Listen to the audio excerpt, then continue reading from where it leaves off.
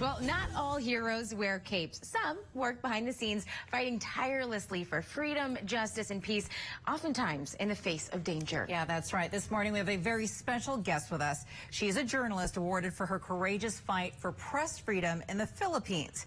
She's also this year's Nobel Peace Prize winner. Maria Ressa joins us now. Maria, thanks so much for being with us. First of all, very big congratulations to you. You have to tell us what was going through your mind when you got that phone call and you found out that you won the 2021 Nobel Peace Prize.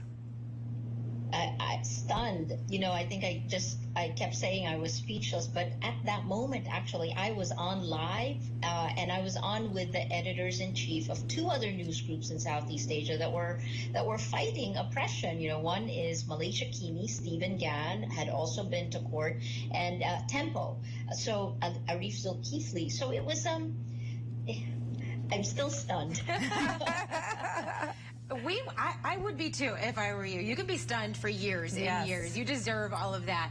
So, Maria, when we think, you know, as journalists, when we see what's going on in other countries, we say, what would we do in that situation? I mean, you face so much danger and so much pushback. I mean, even from the Philippine president, which is really scary. So where do you get that courage, and how do you continue to do this day in and day out, looking for justice? I think about it as just putting one foot in front of the other, right? Because it's been, in 2016, we demanded an end to impunity on two fronts, President Duterte and this brutal drug war, and Mark Zuckerberg and Facebook. And I think it was only later that I realized that, oh my gosh, these are very powerful groups and leaders, right? In less than 2 years, I received 10 arrest warrants. This is my 35th year as a journalist. I've never lived through anything like it. I'm so happy for you, you know, where you are. I think in terms of what this means for all of us as journalists, though, that's the part that makes me hopeful. The Nobel Committee chose to shine the light on journalists at a critical moment. I mean, think about it. The last time a journalist won the Nobel Peace Prize was over 80 years ago, 85, 86 years ago. And he languished in a Nazi concentration camp. So this is that kind of moment. And I think that's because there is a battle for facts. Right. You guys feel this in the United States as well. Yeah, absolutely. Absolutely. It is a battle for facts, which is how you've really explained your work. And you are known for your investigative work. So take us through some of the challenges that you do face on a daily basis. I think it goes hand in hand, and the same thing that happens in the Philippines happens in the United States, which is bottom-up exponential attacks that almost act like fertilizer. All of this happens on social media. You know, keep in mind that the world's largest distribution platform for news is Facebook, and these are determined by algorithms. So a lie told a million times on social media comes bottom up, and then that is repeated top down. An example for me is journalist equals criminal. Lie told a million times in 2016. Then in 2017, President Duterte says the same thing in his State of the Nation address. About a week later, I get my first subpoena. Rappler gets its first subpoena.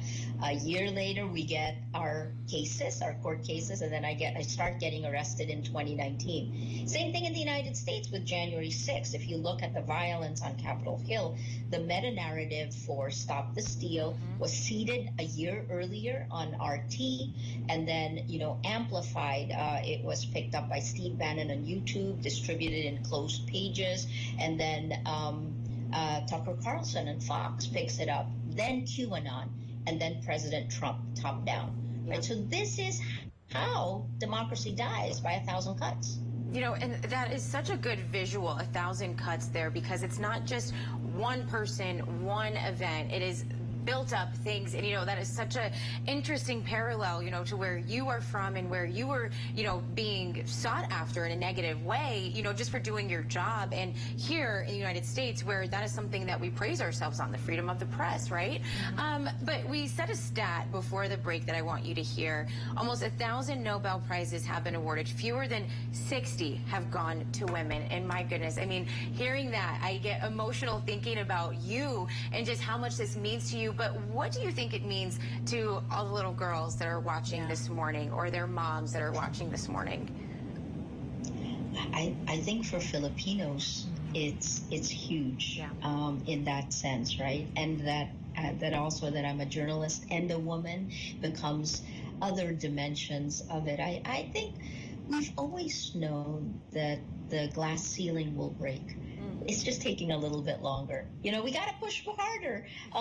But beyond that, I think, what I would say to little girls is that right now, especially after the coronavirus, I hope soon, the world as we know it is over. We are standing on the rubble of the world that was, and this is a time when we can create. So go. The world you imagine in your head, go out and make it happen. And definitely wear shoes for when those glass ceilings break and shatter, right? Yeah, you're such an inspiration. Maria, do you think that this award will change the public's perception of the media at all? I mean, what do you think this means for journalism today? I think for journalists, it signals that we're not alone, and that the battle for facts is difficult. But unfortunately, I believe that we have lost our gatekeeping powers. I know we look polished, we have an audience, but these algorithmic distribution is part of what needs to change. So I've long said this: if you don't have facts, because right now research has shown that a lie told 1,000,000 times on social media becomes a fact. If you don't have facts, you can't have truth. If you don't have truth, you can't have trust. If you don't have any of these three, democracy as we know it, in fact, any meaningful human endeavor becomes impossible. Without trust in the room, nothing is possible.